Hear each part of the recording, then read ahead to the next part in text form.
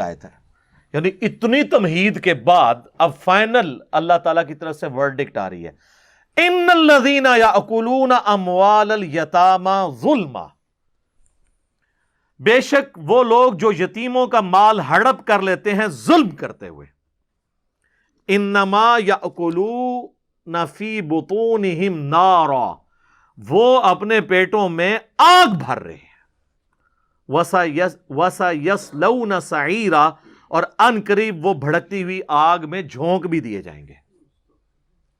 یعنی کوئی کہے گا میں نے تو مال ہڑپ کیا لیکن میں نے تو اندر کوئی گرمی محسوس نہیں ہو رہی، تو اس کا جواب اللہ نے دیا وَسَيَصْلَوْنَ سَعِيرًا، ان قریب اس کی گرمی تمہیں محسوس ہوگی۔ اس پہ ڈاکٹر اسرار صاحب بڑا پیارا جملہ بولا کرتے تھے کہ دنیا میں مورل لا جتنے ہیں، مورل لاز یہ ایکٹیو نہیں ہے، یہ ڈورمنٹ ہے۔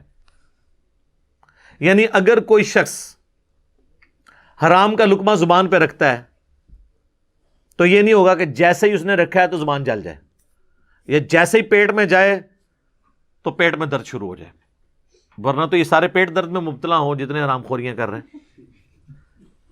لیکن آخرت میں یہی مال آگ بن جائے گا، اور جس کے پیٹ میں ہوگا وہ پیٹ میں آگ بن جائے گا۔ دنیا میں مورل لاز ایکٹیو نہیں ہے، ڈورمنٹ ہیں، آخرت میں ایکٹیو ہوں گے۔ دنیا میں صرف فزیکل لاز ایکٹیو ہیں۔ اگر کوئی انگارہ زبان پہ رکھے گا، چاہے کوئی حلال کا انگارہ رکھے یا حرام کا، زبان جلے گی، کیونکہ دنیا میں اللہ نے آگ کو ایکٹیو رکھا ہوا ہے، لیکن حرام کے لقمے کو ایکٹیو نہیں رکھا ہوا، وہ ڈورمنٹ ہے۔ وہ اللہ نے کہا کہ اپنے پیٹ میں آگ بھر رہے ہیں، لیکن کئی سوچ رہے ہوں گے کوئی آگ تو محسوس نہیں ہو رہی، وہ کہا وَسَيَصْلَوْنَ سَعِيرًا، ان قریب آگ میں جھونک دیے جائیں گے۔ اللہم لا تجعلنا منہم، اللہم انی اعوذ بک من عذاب جہنم ومن عذاب القبر ومن فتنة المحیا والممات ومن شر فتنة المسیح الدجال، آمین۔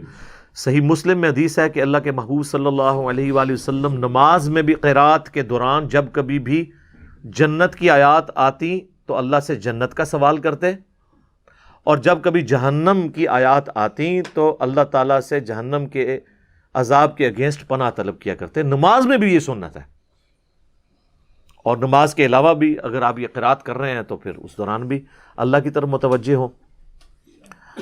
صحیح بخاری اور صحیح مسلم کی متفقن علیہ حدیث ہے،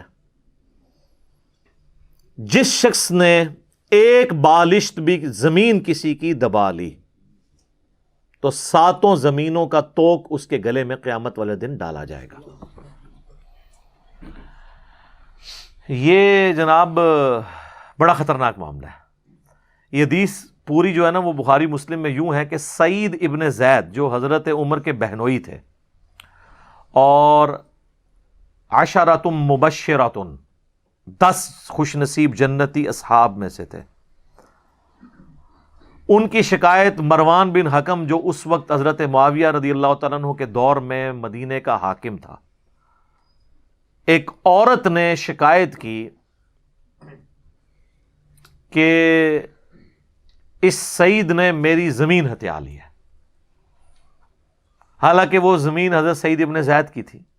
سعید ابن زید کو جب بلایا گیا تو بخاری مسلم کے الفاظ ہیں، انہوں نے مروان کے دربار میں کہا کہ میں کیوں کر کسی کی زمین دبا سکتا ہوں، جبکہ خود میں نے اپنے کانوں سے یہ بات رسول اللہ سے سنی تھی کہ جس نے کسی کی ایک بالش زمین 9 انچ دبا لی تو 7 زمینوں کا توق قیامت والے دن اس کے گلے میں ڈالا جائے گا۔ جس شخص نے یہ بات خود رسول اللہ سے سنی ہو صلی اللہ علیہ وآلہ وسلم، وہ کیوں کر کسی کی زمین دبائے گا؟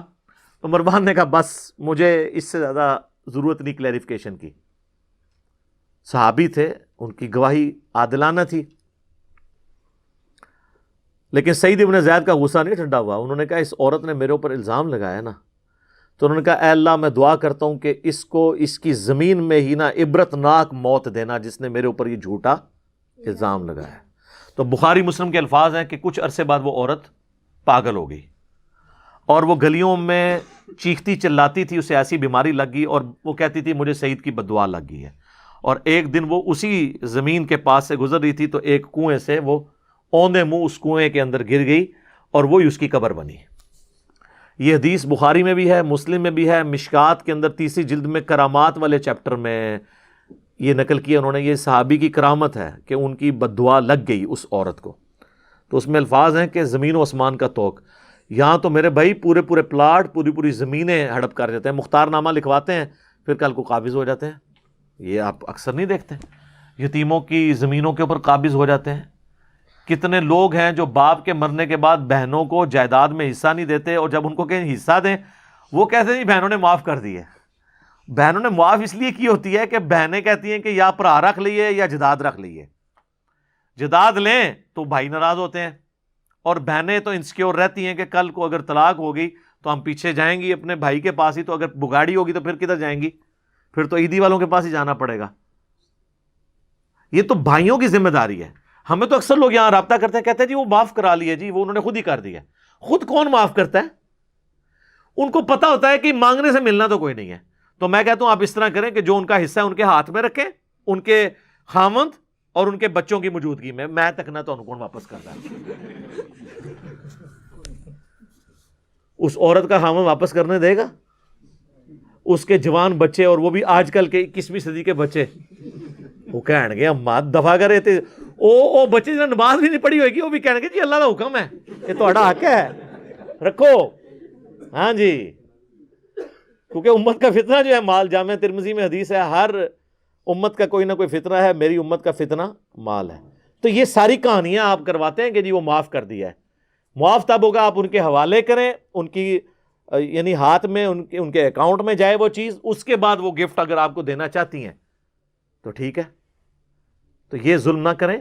اچھا بعض اوقات ویسے بعض بڑے نیک لوگ بھی ہیں ہمارے پاس، ایسے لوگوں نے بھی بارہا رابطہ کیا ہے کہ ہمارے والد صاحب فوت ہو گئے، انہوں نے اپنی زندگی میں ساری جائیداد بھائیوں کو دے دی، بہنوں کو کچھ بھی نہیں دیا، لیکن اب ہمیں ڈر ہے کہ وہ مرنے کے بعد اللہ کے عذاب میں ہوں گے. میں کہتا ہوں بالکل جی، قرآن کے رول کے تحت تو حقوق العباد کا معاملہ تو ہے.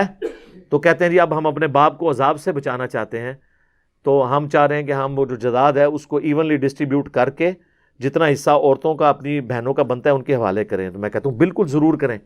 تو کہتے ہیں اس کے بعد کیا ہمارے والد کی جان چھوٹ جائے گی؟ تو میں کہتا ہوں ہاں انشاءاللہ اللہ سے امید ہے کہ اللہ تعالیٰ قیامت والے دن ان کو، ان کی بچیوں کو ان سے راضی کر دے گا. جب ان کو حصہ مل جائے گا وہ ان کے لیے دعا کریں گی. تو ایسے کرنا چاہیے. یہ نہیں کہنا چاہیے کہ جی وہ باپ خود بھگتے گا، اس نے کیا ہے.